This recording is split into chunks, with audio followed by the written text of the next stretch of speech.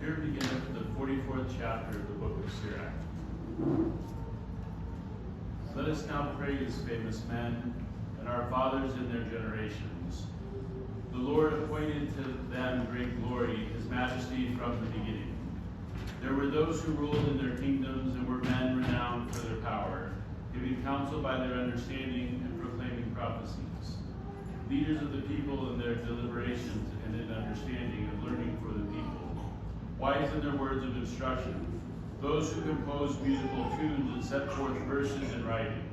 Rich men furnished with resources, living peaceably in their habitations. All these were honored in their generation, and were the glory of their times. There are some of them who have left a name, so that men declare their praise. And there are some who have no memorial, who have perished as though they had not lived. They have become as though they had not been born, and so have their children after them. But these were men of mercy, whose righteous deeds have not been forgotten. Their prosperity will remain with their descendants, and their inheritance to their children's children. Their descendants stand by the covenants, their children also for their sake. Their posterity will continue forever, and the glory will not be blotted out. Their bodies were buried in peace, and their name lives to all generations. Peoples will declare their wisdom, and the congregation proclaims their praise. Here endeth the first lesson. Thanks be to God.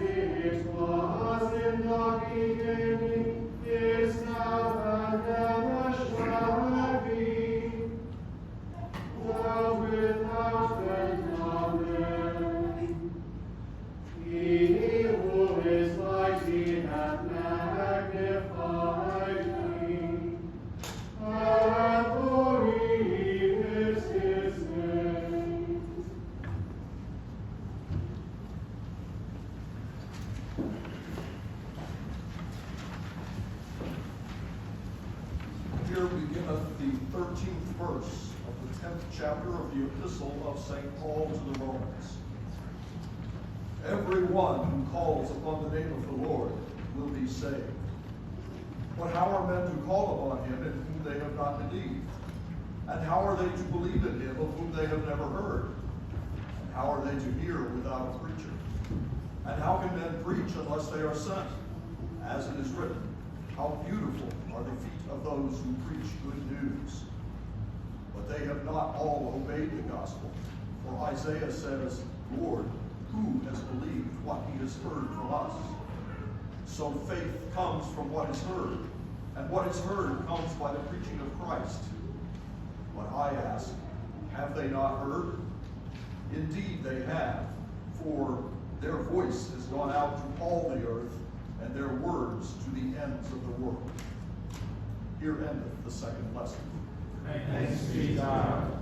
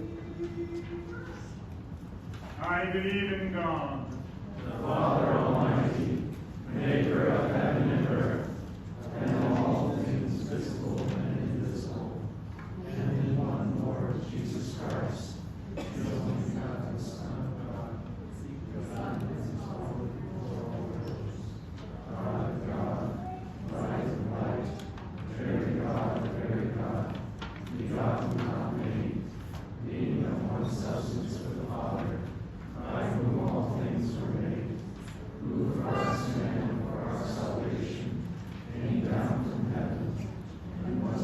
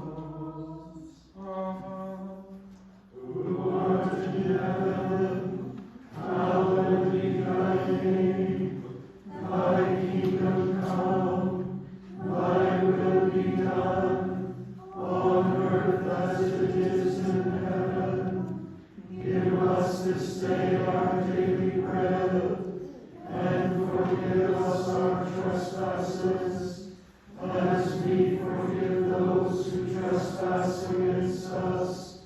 And lead us not into temptation, but deliver us from evil.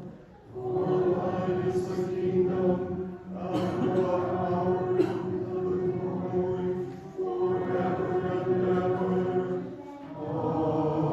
Amen. O Lord, show thy mercy upon us, And grant us thy salvation. O Lord, save this day. And mercifully hear us when we call upon thee. Endue thy ministers with righteousness, And make thy chosen people joyful. O Lord, save thy people. And bless thy inheritance. Give to us peace in our time, O Lord. For it is thou, Lord, who that makest us dwell in safety. O God, make me now within us. And take not thy Holy Spirit from us. May the intercession of blessed Columba, thy name, Abbot, commend us, O Lord, that what we cannot attain by observing, we may gain through his patron, through Jesus Christ, thy Son, our Lord, who liveth and reigneth with thee in the unity of the Holy Ghost, ever one God, world without end.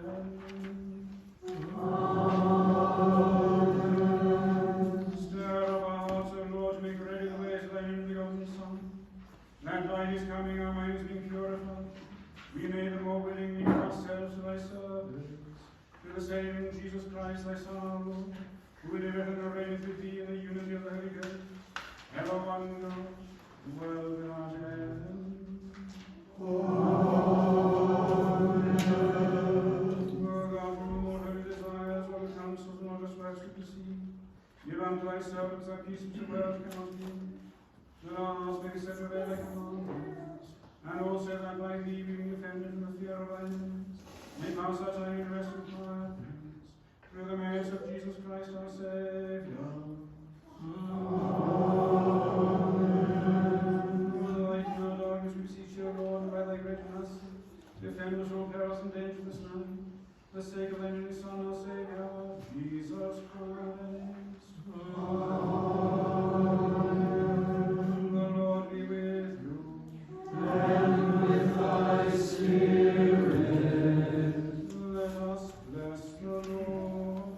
Thanks be to God. May the souls of the faithful departed through the mercy of God rest in peace. Amen. Please be seated.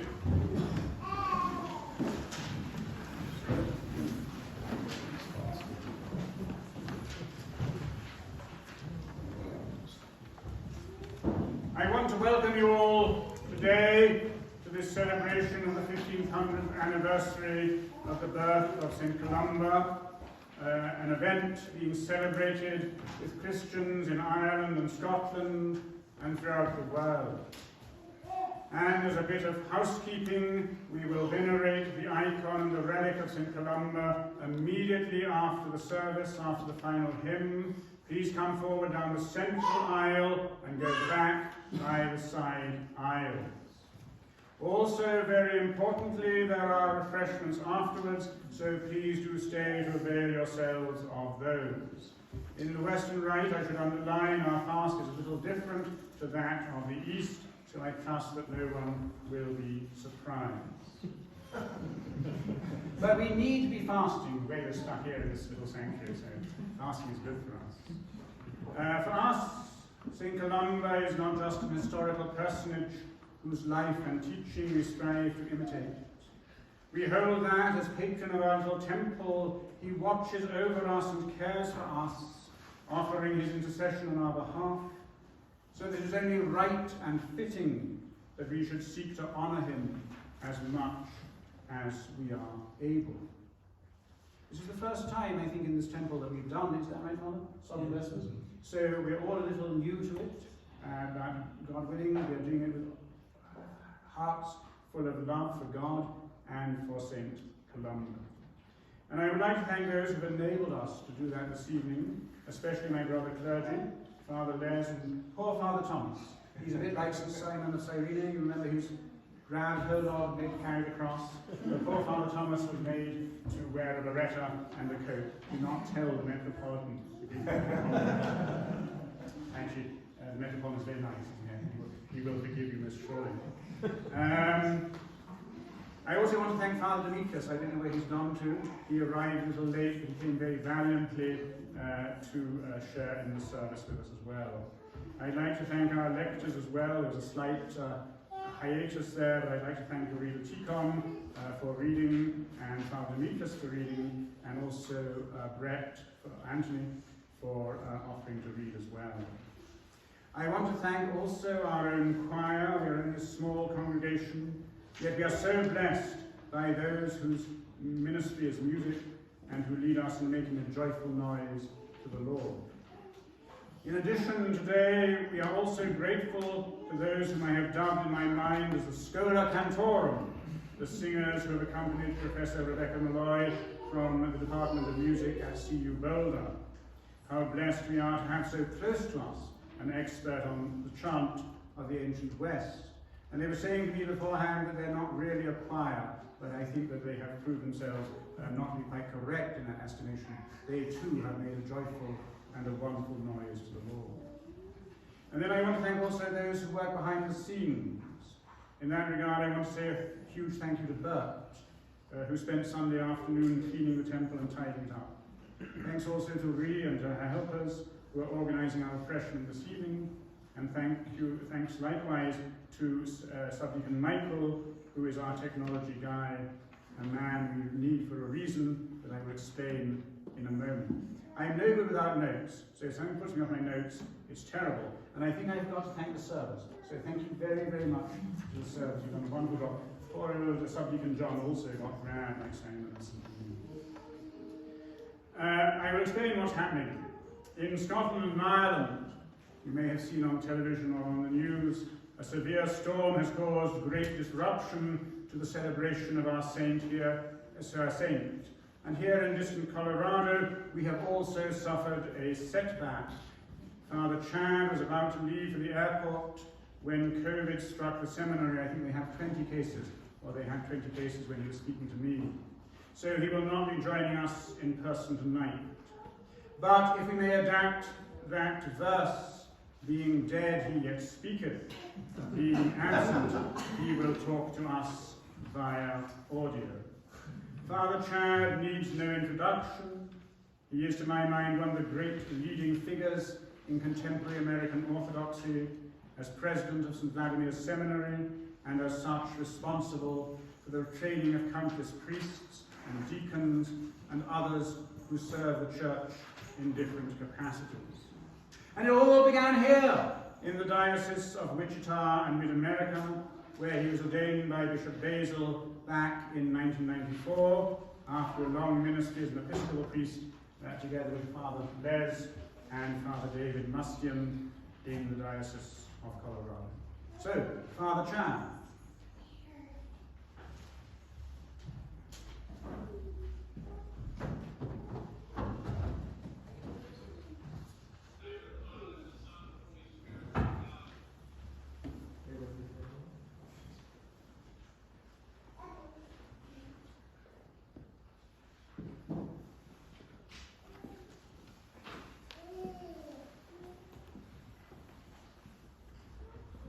Amen.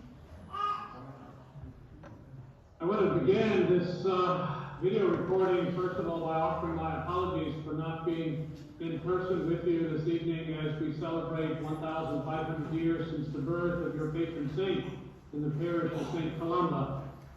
I'm honored that Father David, who was certainly one of our all-star students here at St. Vladimir's, gave me the invitation to speak some months ago, and I was very much looking forward to being part of the celebration. And of course also Father Les, whom we've actually been friends since the late 1970s, so that in a way makes us ancient of days. But we've had a COVID outbreak here on our campus, which is the most severe that we've had during the pandemic. risking to be traveling and risking exposure to any of you. So I have promised Father David and Father Les that I will keep my promise and make my way to you at some future date when we have it all clear. But for the celebration which we're keeping this evening, I want to say a few words about Saint Columba, but in particular to address it not so much historically looking back at Saint Columba. I find my life in the Orthodox Church teaches me over and over that we Orthodox are really good at looking backwards. We like to stand on our legacies and on our history. We like to reflect upon the great figures of the past, but we're not so good at focusing upon the future. I just recently reminded my Board of Trustees that we Orthodox need to learn a few things from, say, the great hockey player Wayne Gretzky, who said instead of skating to where the hockey puck is, or was, we need to skate to where the hockey puck is going. And I think that as we mark this anniversary of Saint Columba, that it's important for us to do that. It's okay for us to look back. And the truth of the matter is, if you really are interested in looking back at Saint Columba, I'm going to preach to the choir because you already know this. There was a conference in Denver, Colorado, some years ago, and both Father Lester Michael and I were presenters. I was presenting on St. Chad, and he was presenting on St. Columba. At that particular conference, each of us portrayed the saints for which we have particular devotion. And I would recommend to you the book that was edited by Father Lester Michael, Ancient British Saints, Proceedings of the Ancient British Saints Symposium that was at St. Mark's Church in Denver. He lays it all out for you, particularly historically, an overview of the life of Saint Columba, the way that Saint Columba is interpreted, rightly or wrongly, with some sort of modernist populist views, the historic sources for the life of Saint Columba, what we call in our tradition the hagiography, keeping in mind that hagiography is always pick up a few things here and there as we move through history. The St. Columba Turret Scholarship he addressed, and the miraculous events in the life of St. Columba as a patron and intercessor. All of this is very important, and I would not presume to try to compete with Father Les on the great work that he actually offered at that time. What I would like to do, though, is to focus on, as we keep this 1500th anniversary, some of the key points of lessons learned regarding St. Columba. One of the things that we know about him is he was a person who took a great risk. And I like to quote the Orthodox philosopher, not necessarily a theologian. In fact, I was personally corrected by him once when making an introduction.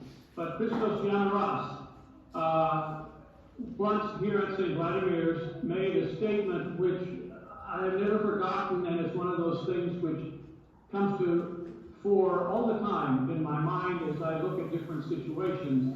And that is this. Christos Giannaras said, to live an Orthodox Christian life is to be engaged in a series of risk-takings. Now that's remarkable, and it should be foundational for us as Orthodox Christians today. It was certainly foundational for Saint Columba. You see it in parallel saints of the successors equal to the apostles of the different groups that make up the modern-day Great Britain or the British Isles or independent Ireland. St. Patrick took great risk. St. Patrick could have been safe and comfortable many times, but he was propelled, and I would say compelled, to take the gospel to those who know Christ not. This was his motivation, despite any kind of risk any kind of personal inconveniences, any of these things that we find is problematic. My apologies, the light went out, there it is. As one who is an equal to the apostles and is carrying the light of Christ to dark places. You see the same in St. David, patron saint of the Welsh people. Great risks were taken by them. That's a model for you and for me. A modern day saint, again, who's very close to my own heart, my own life, would be St. Innocent of Alaska. He too took risks. You look at the life of St. Innocent, you see the parallels with Saint Columba, a very bright theological student, one who had a particular pathway forward in terms of what one might call his professional advancement. But all that was laid aside to answer the calling to serve the people in faraway Alaska. In fact, St. Innocent was not keen to do so. He declined the offer, saying, "But I have a wife and children." When he inquired of the wife and children, they were eager to go. He then said, "But I have my mother-in-law." And his mother-in-law also said she was keen to go. When you look at the life of St. Innocent again, it was time after time after time of taking a risk. And we learn so many things from St. Innocent that parallel St. Columba. One must love the local people whom you come to bring the light of Christ to so much that you are willing to die among them. Not just simply live among them, but to die among them. You're willing to learn their language, to observe their culture, to take that which is good in their culture and to baptize it, to Christianize it, to learn the local language so you can communicate better to these people. If needed be, you give them a written language. You begin to translate the scriptures, the liturgical works, all the things that are necessary to catechize people, to teach them the faith. And this is what we see in the life of Saint Columba. Someone who took great risk, moving from Ireland to become, in fact, the patron of the Scottish people. We know about the life that was lived on Iona. We know the raids with the Vikings. We know all of these things. And we package them up and examine them for lessons that apply to us today. And that's really where I want to take you this evening, recognizing that St. Columba is never far from your faithful community, that he is your most powerful intercessor.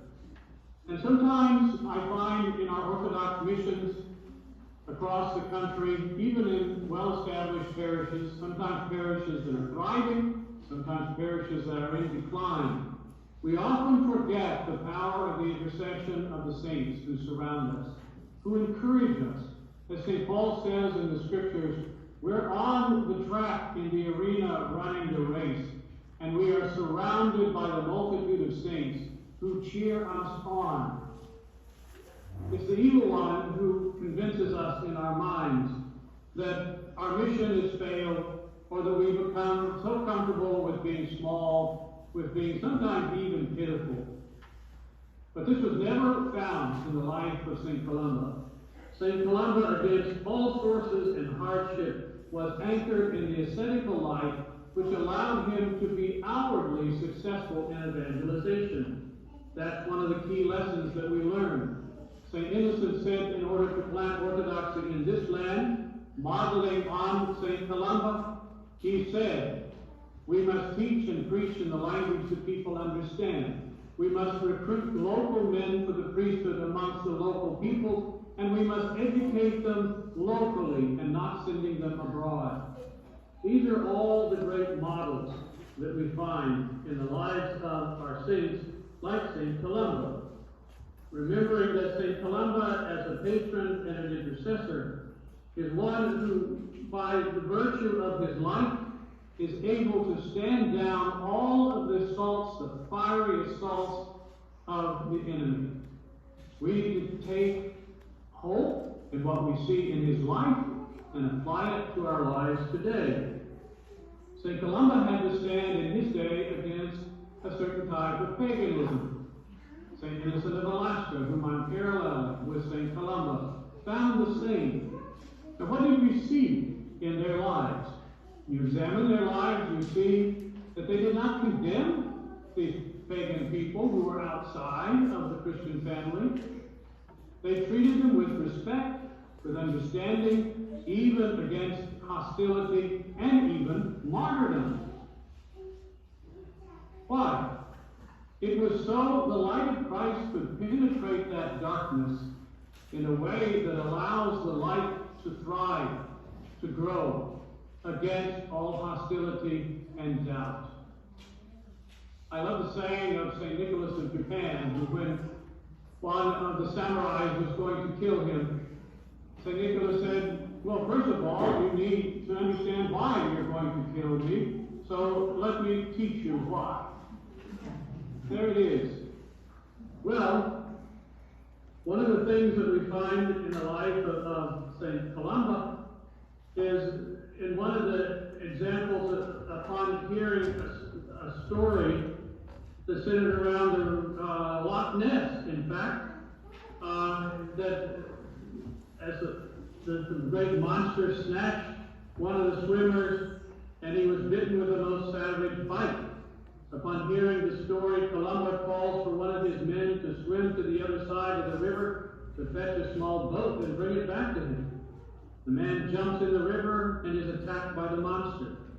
Then the blessed man looked on while all who were there, as well as the heathen, even as the brethren, were stricken with very great terror, and with high holy hand raised on high, he formed the saving sign of the cross in the empty air, invoking the name of God, and commanded the fierce monster, saying, think not to go further nor touch the man. Quick, go back. The beast, hearing the voice of the saint, became terrified and fled. These are the things which are foundational for our faith. These are the things that evolve around our understanding of those who are our encouragers and our intercessors. We face all kinds of terror on our side. So where are we today? Well, that's where I want to go now. We've established the fact that your community and those other Orthodox communities which surround you in Colorado, in the Western region, across the U.S., in fact, globally, we have our patrons and our intercessors who stand with us. And we are facing a time of persecution like we have not seen since the earliest days of the church. We often think of the great martyrs of the era of the first centuries. But the truth of the matter is, this last century, leading us up to this present moment, have given us more martyrs for the faith than in the entire history of Christianity. Think about that for a moment. You and I are, in fact, at risk. You and I are standing in a culture where there are tectonic shifts happening around us. The comfortable Judaic foundation upon which you and I have stood are not unlike this monster in the lake, quickly grabbing and biting people and pulling them under. So many are walking away from the faith that is part of the tradition that you and I have recognized is simply culturally. But let's face the fact, you and I as Orthodox Christians are a particular minority. Even in the Christian world, we're probably less than 1% of the U.S. population. But does that mean that God is not calling us to stand firm as he did Saint Columba? Against Vikings, against pagans, against all odds. One of the things that's important to recognize is that culturally, we have been told for several decades that God is dead. Well, despite all of the predictions that one sees and hears from academia and liberal religious leaders, the world is in fact becoming more faith-filled. I like to remind people that they should become acquainted with a sociologist at Baylor University, Rodney Stark. I'm going to hold up a book. It's nice to have a prop even when you're delivering a virtual sermon. His book, Why the World is More Religious Than Ever, The Trials has been a very, very powerful book for me as I teach classes here in missiology and evangelization. It's very significant because he points out something which we hear all the time as actually not being the case. According to Rodney Stark, who's the co-director of the Institute for Studies of Religion at Baylor University, there has been no rise of the nuns by that definition. Nuns, of course, a phrase which we learned from a relatively recent Pew survey study, along with the word duns, D-O-N-E-S. The nuns are those that have no religious affiliation whatsoever. The duns are those who used to have it, but have it no more. Well, Rodney Stark makes the case. First, as a sociologist, that the Pew survey actually was not handled correctly and has a lot of false data. But that doesn't mean that we're not seeing a rise in a type of religion that could be called neo-pagan or even just paganism itself, a rebirth. So, no increase in the number of the world's self-professed atheists, and no triumph of reason over revelation. Now that's remarkably important for you and for me to understand as those who have inherited the legacy of Saint Columba. This is our time, and this is our place. This is our culture in which we must represent the fullness of the faith which you and I are blessed to possess as Orthodox Christians, even though we're 1% of the U.S. population.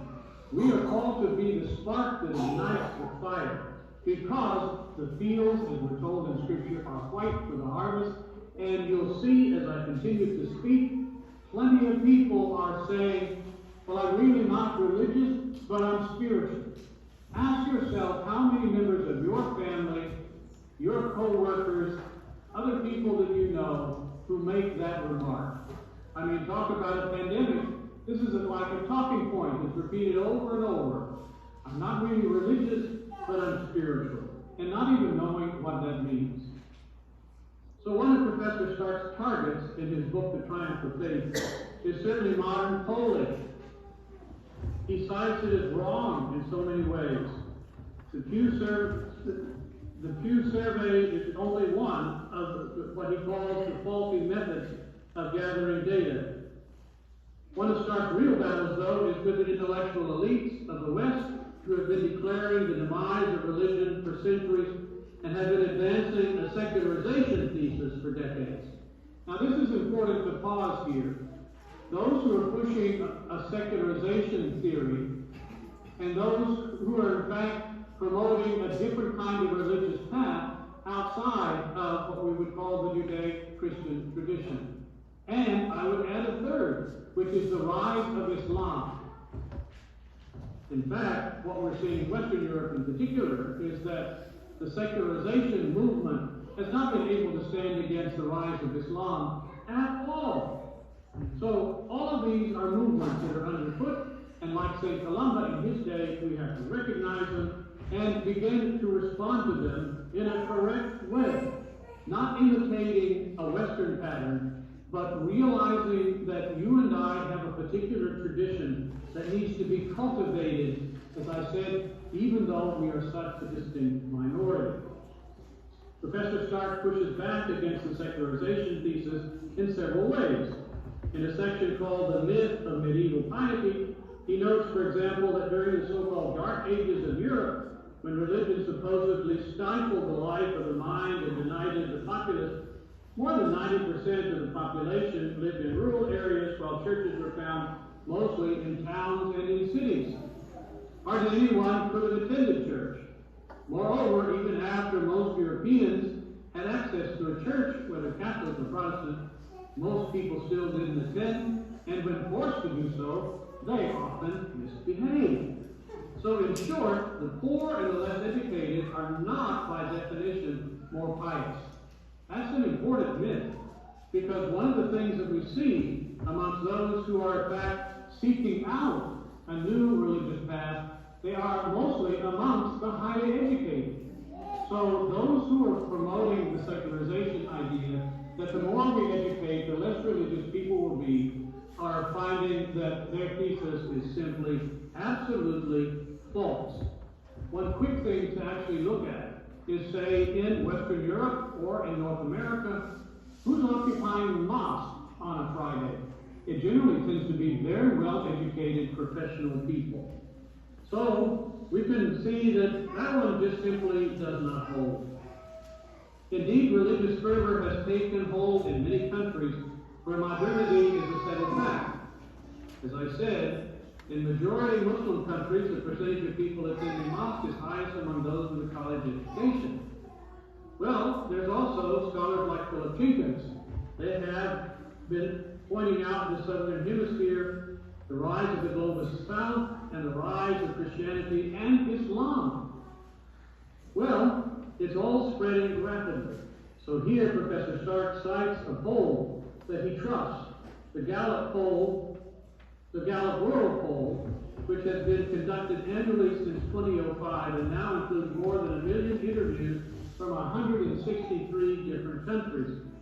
According to Gallup, almost all South American countries are now less than 5% secular.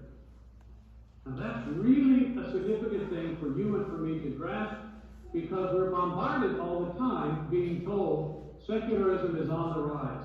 The nuns and the duns are increasing. But in fact, what kind of religion are these people embracing? Well, here's a challenge I'll give to you. Go into your local large bookstore, secular bookstore, and go to the section which is titled maybe religion, or spirituality, or whatever. Walk down the aisle, and you'll probably find, just as I do, it's one of the largest sections, if not the largest section, in that bookstore. And have a look at what people are buying. Every kind of strange spiritual expression, religious expression imaginable.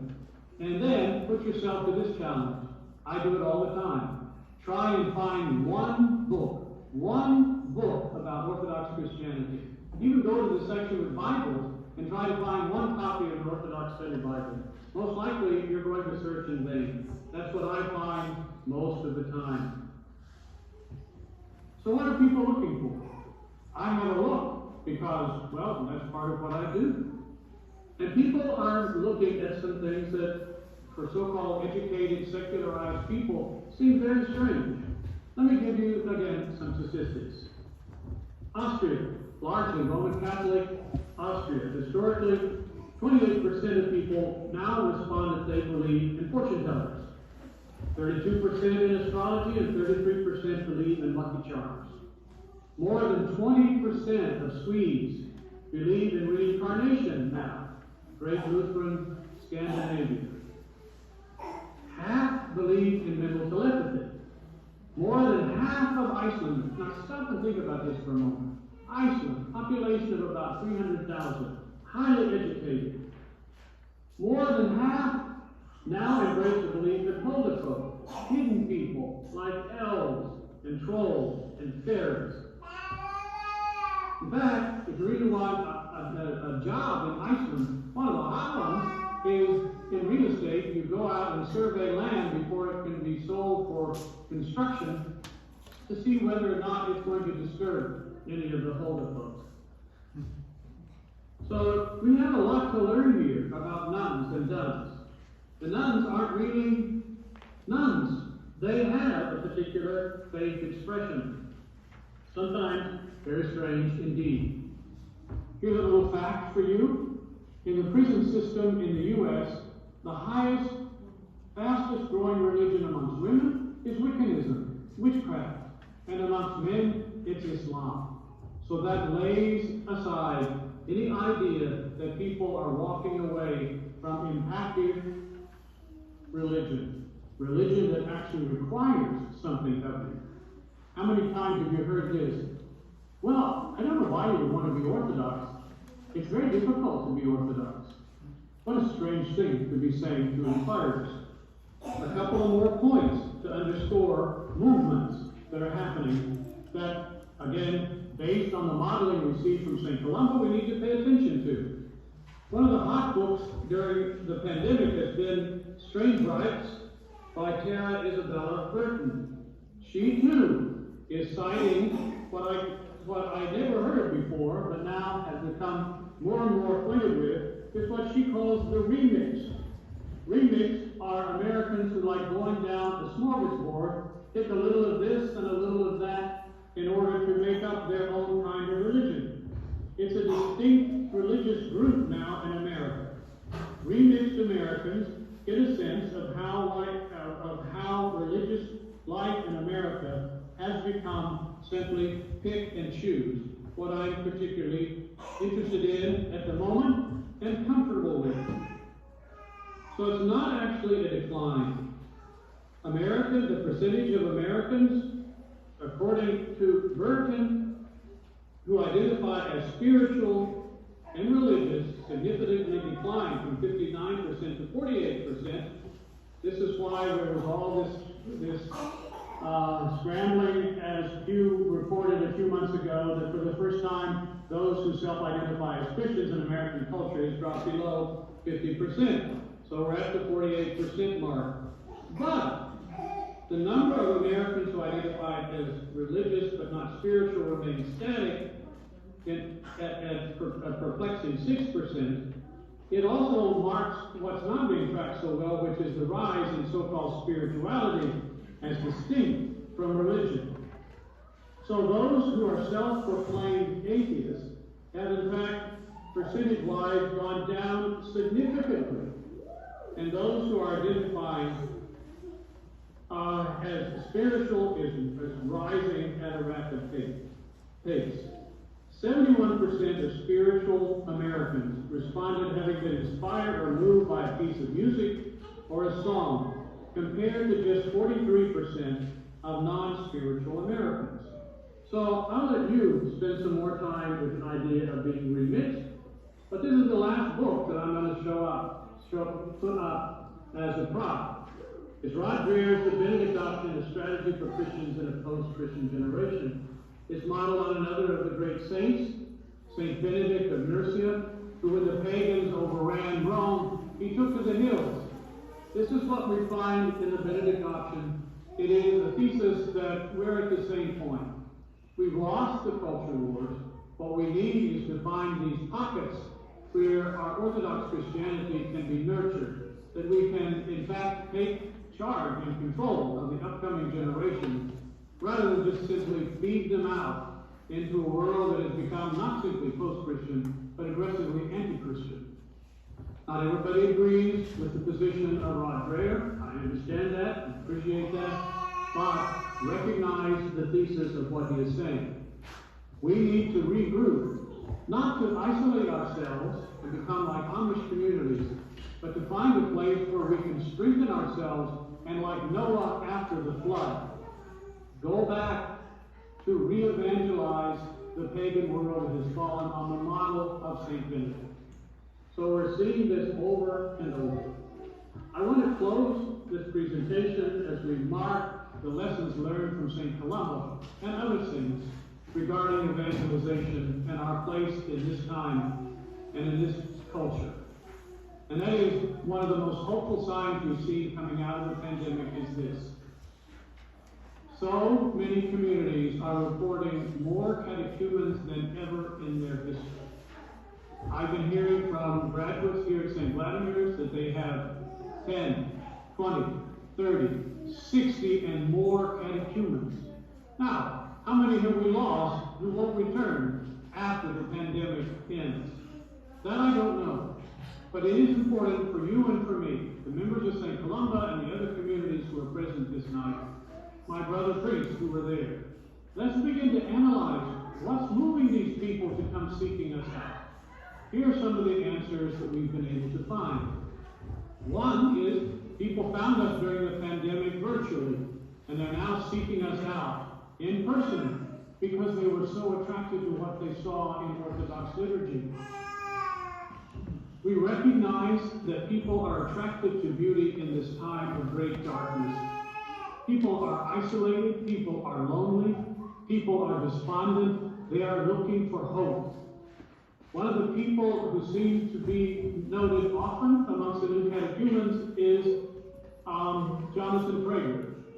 If you don't know Jonathan Prager, check it out. It's all about beauty and how beauty will save the world. We have that to offer in Orthodoxy if we will but learn. People like Jordan Peterson, people like Rod Dreher, they're moving people to find Orthodox Christian communities. One of the most puzzling phenomena to me are the number of people under 20 who have begun to discover Orthodoxy through reading different Orthodox saints and the lives of the saints. Why is this puzzling to me? Well, it seems that they're reaching back to another time and finding inspiration, as you and I are called to find as we honor this 1500th anniversary of the birth of Saint Columba. So all I can say is, it seems once again that the saints are beginning to speak, and they're speaking to young people. It's a new generation. So my brothers and sisters in Christ, as we keep this great festival, I will keep my promise that I'll make my way to you as soon as the coast is clear, for your sake. Remember that saying of Christos Generos: to be engaged in an Orthodox Christian life is to be engaged in a series of risk-taking. I want to quote, in closing, a reminder of Saint Columba with these words: O Columba, hope of Scots, by your merits mediation, make us companions of blessed angels. May the holy angels stand with us as we take the light of Christ into the darkened world. And may all the saints, including Saint Columba, be our standard bearers and intercessions as we continue the race in the arena. God bless each of you as we move through this period of the Nativity fast. And I wish I were there this evening to continue the celebration with all of you.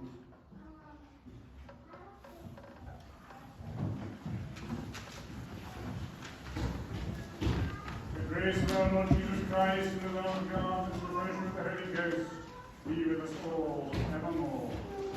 Amen.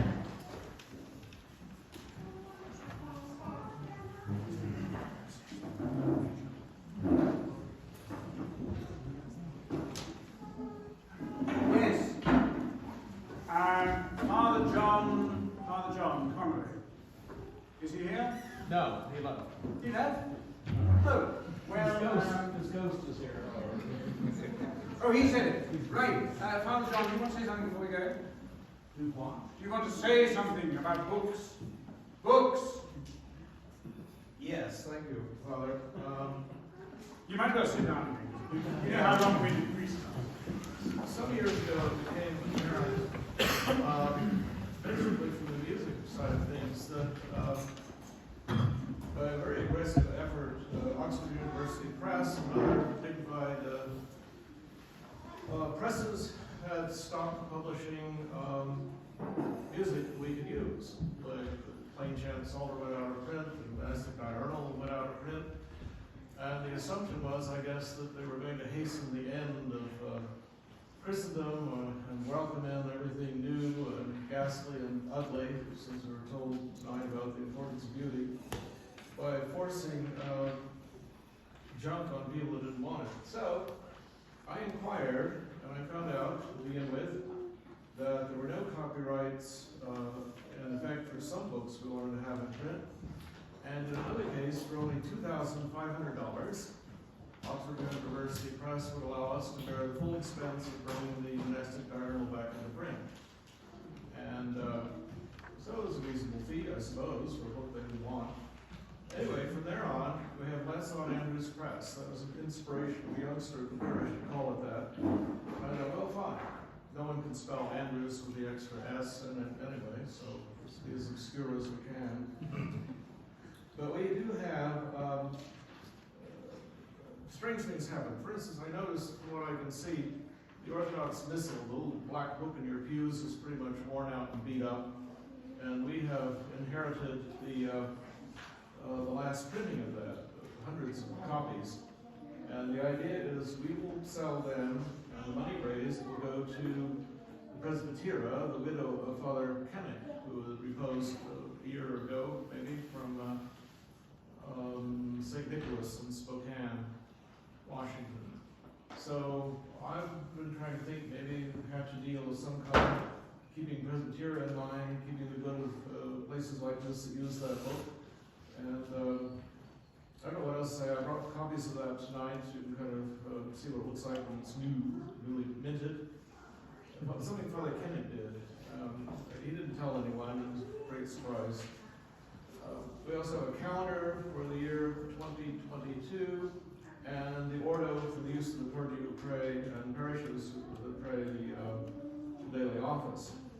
And I think all readers, if you have tonsure readers around, are obligated to study the scriptures daily, according to Bishop Basil. He gives that little talk to every new reader. So what better way than to follow the Ordo, the lectionary for the year. Very fine lectionary, in fact. It's been through decades of proof and thousands of congregations, and it's a very good adaptation of monastic practice to the two offices of morning prayer and evensong, as we did tonight. I think a very lovely adaptation. People would try to take lauds and make it into, by hammer and tongs, make it into an office of readings, and it never was an office of readings. That's Matins. And by the way, on that topic, if you want to move to Michigan and you want to work, no one in Michigan is working anymore. We've had our monastic Matins paid for, all the new files in place, everything approved, since the 7th of July, 2021. And just this week, on the 150th day practically, they announced they finally got it printed, they got it bound, and they're going to send it to us. Because they can't find people to work in the binderies and in the print shops, right? It seems to be like a noble profession. What's wrong with that kind of work? I don't know, but they just don't have the staff. You'd have to plan ahead now 6 months to a year, frankly, to get a book in print. So those are my sufferings and my sorrows. Because I'd like to bring a lot more things into print. We have some very good ideas. I have an assistant, Mr. Bailey, who's very, very good at every aspect of the business. He won't be staying with it, but it's an interim before he goes to med school. He's going to have an honest job and learn some skills and contribute, I think, to the life of the church, as do we all. I'm also very edified to see St. Dunstan Salter here. I'm one of the 3 editors of that. Put that in print 20 years ago now. So if you want to refresh your stock of books around here, we seem to be the corner of the world supply. The Psalters, the Orthodox Missal. We also have a hymnal, copies of Father Alfred's hymnal, which he's not been able to keep in print. I'm not sure why. I'm talking about that. Is that sufficient, Father? That's sufficient. Yes, Father. Thank you. Very good. Right. Thank you, Father. My supreme leader years ago said, "We are not book peddlers." To which I said, "Well, yeah, some of us are." We are now being to receive the Lady Chapel. We are going to receive the Lady Chapel and sing the Marian.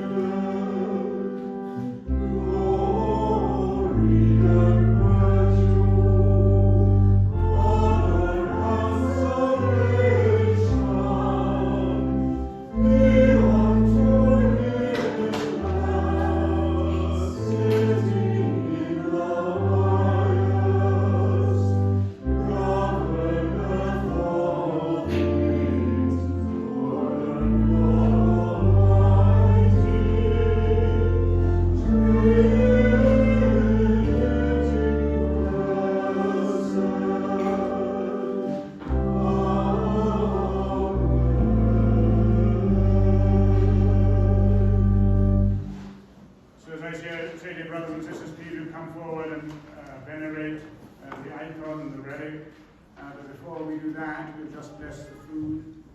The Lord be with you. Bless us, O Lord, these thy gifts which we have received from thy bounty, through Christ our Lord. Amen.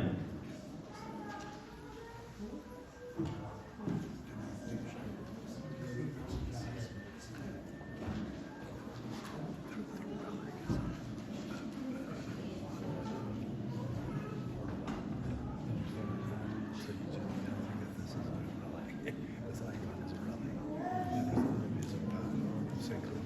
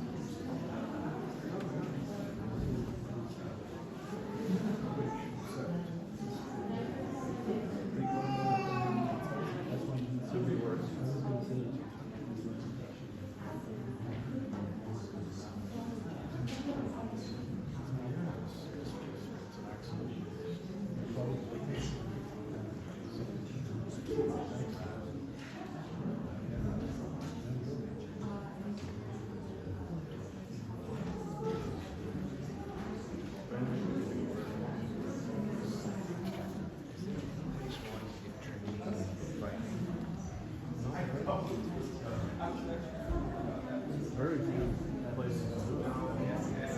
Most places, it's usually just done by machines now.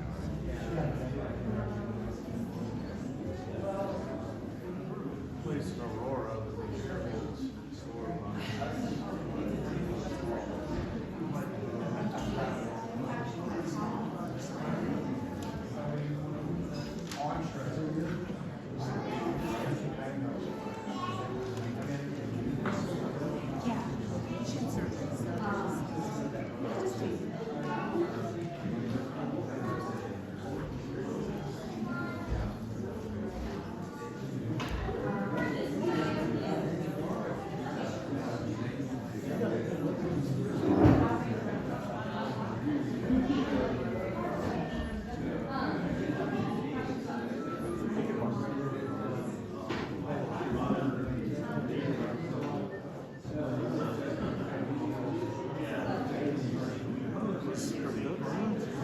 entertainment.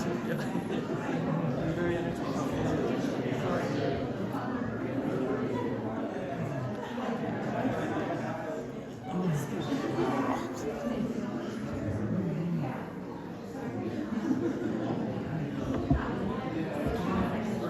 Thank you for coming. I wonder where my pious subdeacon put our big box of books.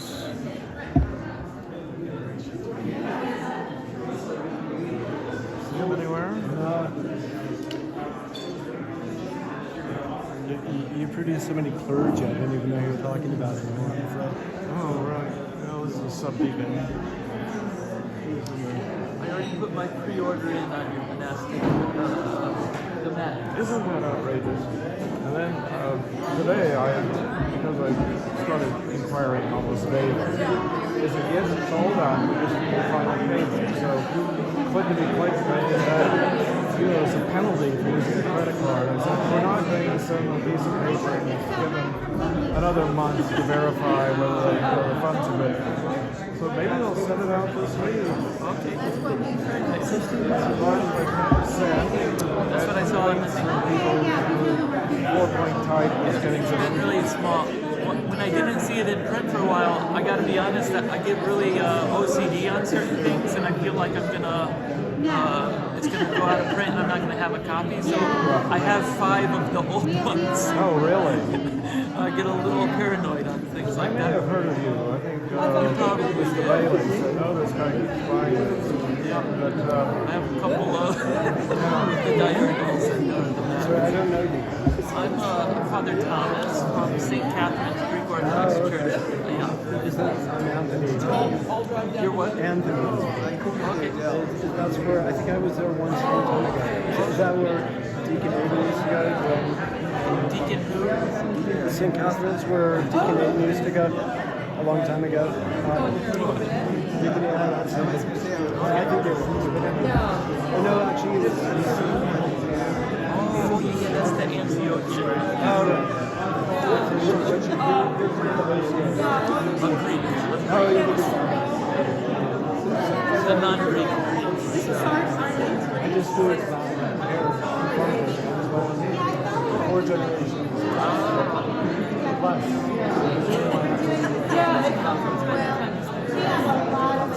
It's gone to live.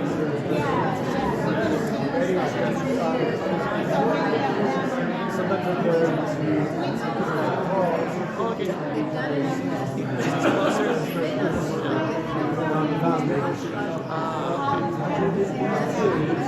I had heard came from St. Peter. Oh, they were in an Episcopal church first. And then we did. That works out well. Price for I just read back 2 months ago.